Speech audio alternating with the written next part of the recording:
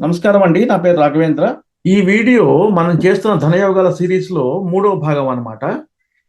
ఇప్పుడు ఒక వ్యక్తి అపార ధనవంతుడు అవ్వాలంటే మరిన్ని కండిషన్స్ మనం తెలుసుకుందాం. ఈ వీడియోలో నేను చర్చించబోయేది 3 గ్రహాల గురించి. ఒకటి శని గురించి, 2 కుజుడు, బుధుడు అనే 3 గ్రహాల గురించి ఈ వీడియోలో నేను ఎక్స్‌ప్లెయిన్ చేస్తాను. వాళ్ళు ఎక్కడెక్కడ ఉంటే ధనయోగాలు ఉంటాయని చెప్పి. మొదటి రూల్ ప్రకారము శని తన సొంత ఇంట్లో ఉండాలి.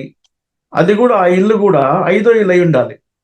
మనకి తెలిసిందే కదా! మనకి శని ఏ ఏ ఇంటికి అధిపతి? మకర రాశికి అధిపతి శని. కుంభరాశికి అధిపతి కూడా శనే. ఫర్ ఎగ్జాంపుల్ శని గనక ఇక్కడ ఉండాలి అంటే ఇది ఐదో ఇల్లు అయి ఉండాలి. ఫిఫ్త్ హౌస్ అయి ఉండాలి కదా! అంటే లగ్నం 5 అయి ఉండాలి. కన్యా లగ్నం అయి ఉండాలి. అప్పుడే కదా అది ఫిఫ్త్ హౌస్ అయ్యేది. ఇక్కడ లగ్నం ఉండాలి. ఇది 1, 2, 3, 4 ఐదో ఇల్లు అనమాట. కాబట్టి ఫస్ట్ రూల్ సాటిస్ఫై అయిపోయింది. శని సొంత ఇంట్లో ఉన్నాడు. తర్వాత శని పంచమానికుడు అధిపతి అనమాట శని. బానే ఉంది. ఇంకో రూల్ ఏం చెప్తున్నారంటే రెండో రూల్ సాటిస్ఫై కావాల్సింది 11వ ఇంట్లో. అంటే ఇది ఒకటంటే దీనికి వెనకాల ఇల్లు 12వ ఇల్లు. అలానే ఇది దానికంటే ముందు ఉన్న ఇల్లు 11వ ఇల్లు అనమాట. కర్కాటక రాశి. ఈ ఇంట్లో ఏం చెప్తున్నారంటే కుజుడు ప్లస్ బుధుడు కలిసి ఉండాలని చెప్తున్నారు. అప్పుడు ఆ వ్యక్తి అపార ధనవంతుడు అవుతాడని తెలుస్తుంది అనమాట మనకి. అలానే రెండో పాసిబిలిటీ తెలుసుకుందాం. రెండో పాసిబిలిటీ ఏంటంటే శని గనక కుంభరాశిలో కనుక ఉంటే, అది కూడా ఆయన సొంత ఇల్లే కదా.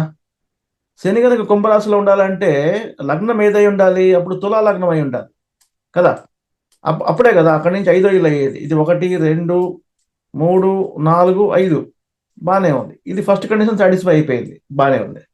అప్పుడు దీనికి 12వ ఇల్లు కన్యారాశి అవుతుంది. ఎందుకంటే తుల లగ్నం వెనకాల ఇల్లు కన్యారాశి కాబట్టి అది 12వ ఇల్లు అవుతుంది. దానికంటే ముందు ఇల్లు 11వ ఇల్లు. అంటే కుజుడు ప్లస్ బుధుడు సింహరాశిలో ఉండాలన్నమాట. ఇలా ఉన్నప్పుడు శని కుంభంలో ఉండి కుజుడు బుధుడు 11వ ఇల్లు అనే సింహరాశిలో కనుకుంటే అప్పుడు కూడా ఆ వ్యక్తి అపార ధనవంతుడు ఏదని మనకు అర్థమవుతుంది అనమాట.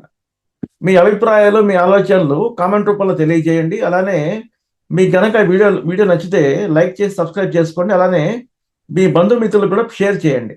ఉంటానండి. నేను మరిన్ని వీడియోస్తో మీ ముందుకు వస్తాను. ఓం